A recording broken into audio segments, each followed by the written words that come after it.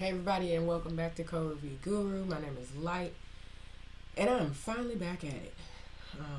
On my journey back on it to the OSCP and CSSLP certifications. So we're currently back at HackerOne CTF. Last video I uploaded, we basically found one of the flags here. I'm going to show you how I found a second flag. So go in. Okay, now you see that I don't have the same pages and stuff. That's mainly because I restarted again, so nothing will pop up. So this second flag was, remember I said I think it's going to basically be an injection exercise. So well, not injection, exercise, a cross-site scripting exercise actually. I may have said injection, but I really meant cross-site scripting. So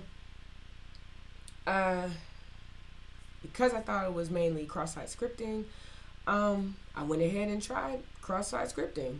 So in order to do that, I needed an input input field or input box, and of course after going around and looking for all these, I couldn't find one.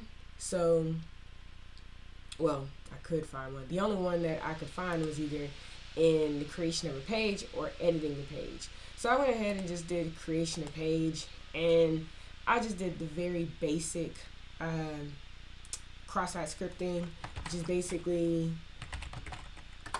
typing an alert here. This is basically going to generate an alert.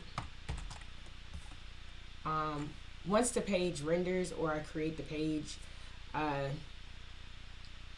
should get a pop-up box, and that's basically some HTML code that basically, or JavaScript, it's not HTML, it's JavaScript that basically pops out and just says whatever it is that I wanted to say. So in this case I might say hello, and let's go ahead and create that.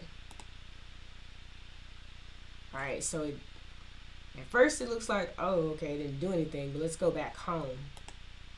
And boom, that's the next flag. So it rendered, created a new page, and that is the next flag. So that's it for the second flag. I'll see you in the next one.